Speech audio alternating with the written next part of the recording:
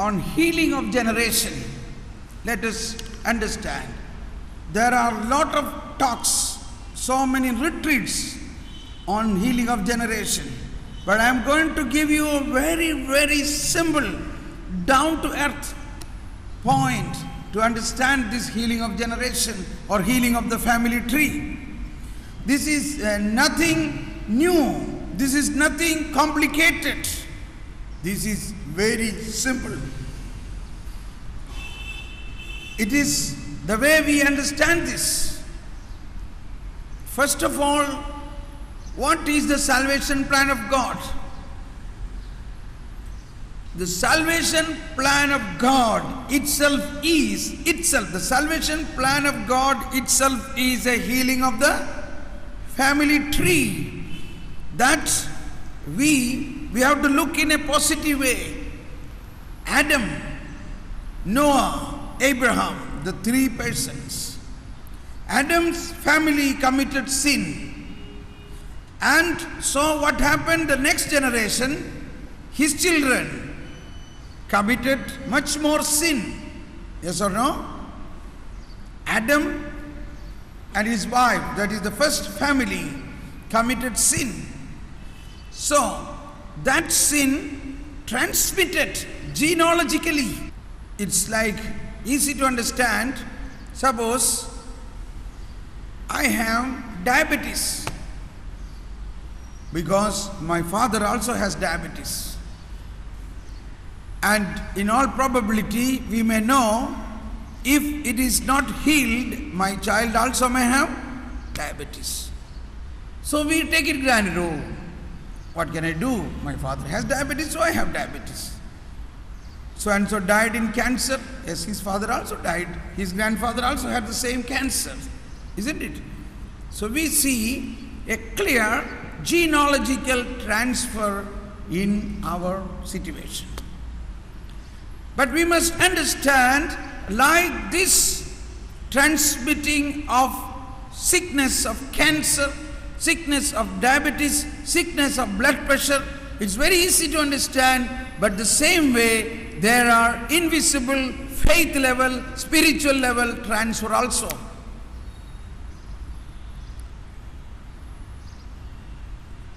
A man who was in a prison, I had a chance to talk to him because he is a prisoner and he cannot come out of his problem.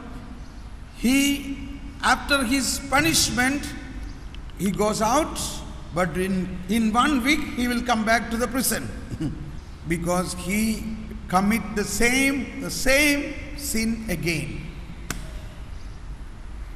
And when I visited him, he said, "Brother, you said there is Christ, but what has he done to me?"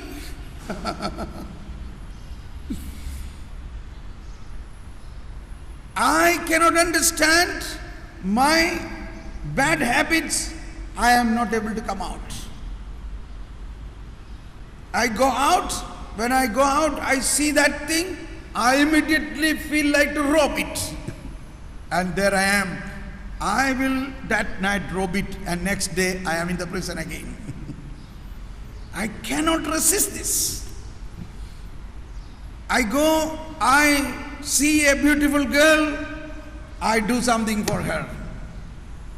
I go, I find a big house, I immediately think how to get into that house. It is now a challenge. Yes, tonight by any means I must get into that house. And I saw in that process murders taken place, murders. And I don't dare. I have done many killing. I can kill. It is very easy for me. But I don't know what is happening. This is a very acute situation. So I prayed for him. I said, brother, don't worry. Jesus died along with a prisoner, not with a holy person. Jesus himself was a prisoner. Jesus knows the pain of the handcuffs. It was an eye-opener for him that Jesus loved the prisoners, and the one prisoner was the first man who entered in the paradise.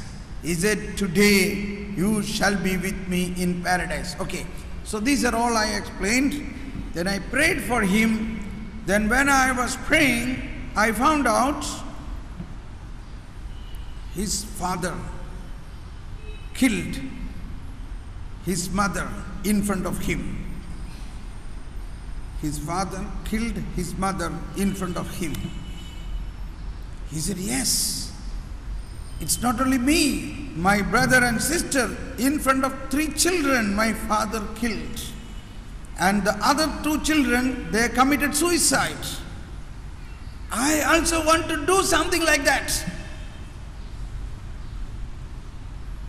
And then I asked, what about your grandfather? Yes, my grandfather also did the same thing. He killed his wife, that is grandmother. Now this is a very pathetic situation of Second World War and First World War. His first grandfather came after the war in the First World War. So this enmity, this animosity, this violence is in his blood. That is what the war has given to the world. And this has happened. In fact, we could see the whole Second World War is a product of the First World War in the heart of the people. Okay, now this is an event just to bring to our situation into the clear picture. Now we don't have to say because of the curse of that grandfather this happened. It is not that way we have to understand. We have to understand the sin is spreading generation after generation, but Jesus is the answer to disconnect this sin and make us a new generation. But what have we done? What is that? What is Jesus? What is the salvation means? Salvation means to disconnect the sin of Adam, to disconnect the sin of the previous generation and bring a new family, a new generation in the image and likeness of God. That is salvation. Therefore, we are baptized to disconnect the original sin. But yet, why these sins are existing? Suppose a family, now this family, take this example again. This family, the grandfather who killed his wife, the father who killed his wife, and this man, they are all Christians. They are all baptized. But yet, why are they not experiencing the freedom? We are baptized from childhood, or we are traditional Christians. We are every day going for Holy Mass, or every Sunday we are having family prayer. Yet we see many negative influences of alcoholism, of enmity, of fight, so many things existing in our family. There are people who know, I don't talk to him. I don't talk to that brother of mine. I will not even enter into his house. And yet, both these people go for Sunday Mass. Now, what is the level of faith? How can redemption be effective in this situation? So, first understanding is that God's salvation plan is a healing of generation. God's salvation plan is a healing of the family tree. It is automatic. Baptism itself is the source of this healing. Now, it's very interesting to look in this way the first chapter of St. Matthew. That is the first chapter of New Testament. What does it say? The first chapter of New Testament, Matthew's Gospel. Please open your Gospel and read. Matthew's Gospel chapter 1 says, this is the genealogy. This is the family tree of Jesus Christ. The first words of New Testament says, this is the genealogy of Jesus Christ, son of David, son of Abraham. So, the first chapter, the first 3 paragraphs, often we do not read because what is there? There is written some names of all the Old Testament people. We know that. So we don't take much time to read this. It is written, the book of the genealogy of Jesus Christ. That is the family tree of Jesus Christ. The son of David, the son of Abraham. Abraham became the father of Isaac. Isaac the father of Jacob. Jacob the father of Judah and brothers. Oh, it's boring. We stopped. All these names we know. Go deep. What is it? The last says in verse 17, thus the total number of generations from Abraham to David is 14 generations. From David to Babylonian exile 14 generation. From Babylonian exile to the Messiah 14 generation. So altogether 42 generation. The generation of the genealogy of family tree of Jesus. Now, through the light of faith, you have to go. Why this is shown as an opening message of the New Testament? What is the message in this? The message in this is in verse 16. Jacob, the father of Joseph, the husband of Mary, of her was born Jesus, who is called the Messiah. Now in the last verse 16, you see a complete family. A complete family. What is that family? Jacob, the father of Joseph, the husband of Mary. Of her born Jesus, the family. Now, please pay attention. Please think. Please pray. Please understand. All those people in this family tree of Jesus, were they all holy people? Were they all holy people? There was even a prostitute in that. And think about this great man, David. Was he a very holy man? You know the story. Think about the Solomon, the man of great wisdom.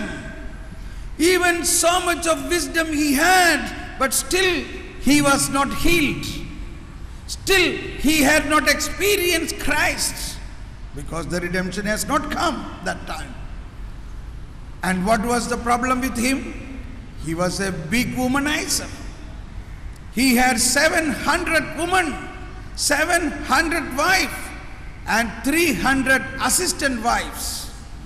Total 1,000 wives. This must be a very encouraging note to many husbands, that rather, how could he live? It is so difficult for us, just a fun, okay? It is so difficult for us to manage one wife. So that may be his wisdom. And, okay, but what we have to understand, in the genealogy of Jesus, in the family tree of Jesus, there are so many people who were not redeemed, who have not gone through the complete freedom, who have not experienced Christ, who have been living in great sin, but none of that has transmitted into Joseph or to Mary or into this family of Christ. This is healing of generation. This is healing of family tree. Who did this? That is the salvation plan of God. Is it clear? It is not, oh, the curse of so many generations is upon me. Whatever may be the curse, one single candle can remove all the darkness. The candle is Christ. The baptism. Through baptism we become a child of God. Through baptism we are totally disconnected from all the sins of the past generation. But who believe this? We have been baptized. Jesus said, go and baptize them. Make them my disciple. Then what is next? What was the next word? Jesus said, teach them. Teach them what I commanded you. We cannot experience our baptism if we do not learn how much great mysteries are packed as a software in that packet of baptism. Our baptism is a big software which has so many programs. We have not opened anything so far. You have to activate each software. You have to install it in your computer. Then there is a question, password. What is the password? Jesus is the password. Yes, you put the password, you activate it, yes, it's working. Very good. Where was this? It was there. There are so many such things in our baptism. So, first healing of generation is the healing of generation. Healing of family tree is a program already in the packet of baptism.